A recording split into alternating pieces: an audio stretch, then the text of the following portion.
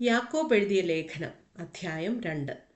സഹോദരന്മാരെ, തേജസ്സുള്ളവനായി നമ്മുടെ കർത്താവായ യേശുക്രിസ്തുവിൽ വിശ്വസിക്കുന്ന നിങ്ങൾ മുഖപക്ഷം കാണിക്കരുത്.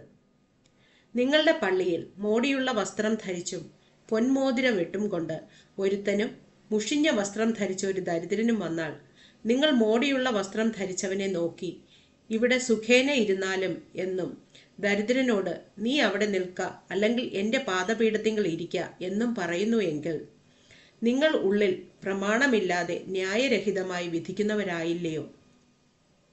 പ്രിയ സഹോദരന്മാരെ, കേൾപ്പിൻ. ദൈവം ലോകത്തിൽ ദരിദ്രരായവരെ വിശ്വാസത്തിൽ സമ്പന്നരും തന്നെ സ്നേഹിക്കുന്നവർക്ക് വാഗ്ദത്തം ചെയ്ത രാജ്യത്തിന്റെ അവകാശികളും ആകേണ്ടതിന് തിരഞ്ഞെടുത്തില്ലയോ? നിങ്ങളോ ദരിദ്രനെ അപമാനിച്ചിരിക്കുന്നു. ധനവാന്മാർ അല്ലയോ നിങ്ങളെ പീഡിപ്പിക്കുന്നത്? അവർ അല്ലയോ നിങ്ങളെ ന്യായസ്ഥാനത്തിലേക്ക് ഇഴച്ചുകൊണ്ടു പോകുന്നത്? നിങ്ങളുടെ മേൽ വിളിച്ചിരിക്കുന്ന നല്ല നാമത്തെ അവർ അല്ലയോ ദുഷിക്കുന്നത്? എന്നാൽ കൂട്ടുകാരനെ നിന്നെപ്പോലെ തന്നെ സ്നേഹിക്കണം എന്ന തിരുവെഴുത്തിന് ഒത്തവണ്ണം രാജകീയ ന്യായപ്രമാണം നിങ്ങൾ നിവർത്തിക്കുന്നു എങ്കിൽ നന്ന്. മുഖപക്ഷം കാണിച്ചാലോ പാപം ചെയ്യുന്നു. നിങ്ങൾ ലംഘനക്കാർ എന്ന് ന്യായപ്രമാണത്താൽ തെളിയുന്നു. ഒരുത്തൻ ന്യായപ്രമാണം മുഴുവനും അനുസരിച്ചു നടന്നിട്ടും ഒന്നിൽ തെറ്റിയാൽ അവൻ സകലത്തിനും കുറ്റക്കാരനായി തീർന്നു. വ്യഭിചാരം ചെയ്യരുത് എന്ന് കൽപ്പിച്ചവൻ കൊല ചെയ്യരുത് എന്നും കൽപ്പിച്ചിരിക്കുന്നു.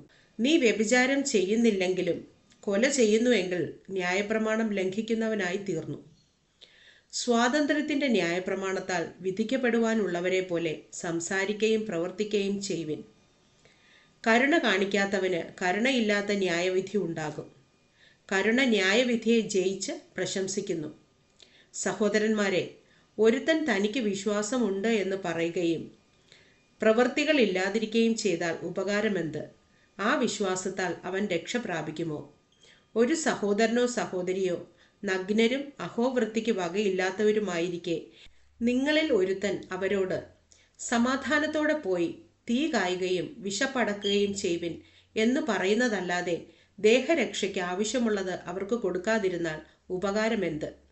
അങ്ങനെ വിശ്വാസവും പ്രവൃത്തികളില്ലാത്തതാകയാൽ സ്വതവേ നിർജീവമാകുന്നു. എന്നാൽ ഒരുത്തൻ നിനക്ക് വിശ്വാസമുണ്ട്, എനിക്ക് പ്രവൃത്തികളുണ്ട് എന്ന് പറയുമായിരിക്കും. നിന്റെ വിശ്വാസം പ്രവൃത്തികൾ കൂടാതെ കാണിച്ചു തരിക, ഞാനും എൻ്റെ വിശ്വാസം പ്രവൃത്തികളാൽ കാണിച്ചു തരാം. ദൈവം ഏകൻ എന്ന് നീ വിശ്വസിക്കുന്നുവോ? കൊള്ളാം. പിശാചുകളും അങ്ങനെ വിശ്വസിക്കുകയും വിറയ്ക്കുകയും ചെയ്യുന്നു. വ്യർത്ഥ മനുഷ്യ, പ്രവൃത്തിയില്ലാത്ത വിശ്വാസം നിഷ്ഫലമെന്ന് ഗ്രഹിപ്പാൻ നിനക്ക് മനസ്സുണ്ടോ?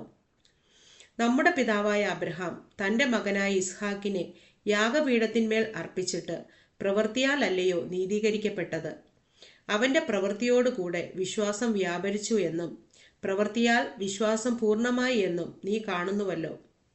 അബ്രഹാം ദൈവത്തെ വിശ്വസിക്കുകയും അത് അവന് നീതിയായി കണക്കിടുകയും ചെയ്തു എന്നുള്ള തിരുവെഴുത്ത് നിവൃത്തിയായി അവൻ ദൈവത്തിന്റെ സ്നേഹിതനെന്ന് പേർ പ്രാപിച്ചു. അങ്ങനെ മനുഷ്യൻ വെറും വിശ്വാസത്താൽ അല്ല, പ്രവൃത്തികളാൽ തന്നെ നീതീകരിക്കപ്പെടുന്നു എന്ന് നിങ്ങൾ കാണുന്നു. അവണ്ണം രാഹാബ് എന്ന വേശ്യയും ദൂതരെ കൈക്കൊള്ളുകയും വേറൊരു വഴിയായി പറഞ്ഞയക്കുകയും ചെയ്തതിൽ പ്രവൃത്തികളാലല്ലയോ നീതീകരിക്കപ്പെട്ടത്? ഇങ്ങനെ ആത്മാവില്ലാത്ത ശരീരം നിർജീവമായിരിക്കുന്നത് പോലെ പ്രവൃത്തിയില്ലാത്ത വിശ്വാസവും നിർജീവമായിരിക്കുന്നു.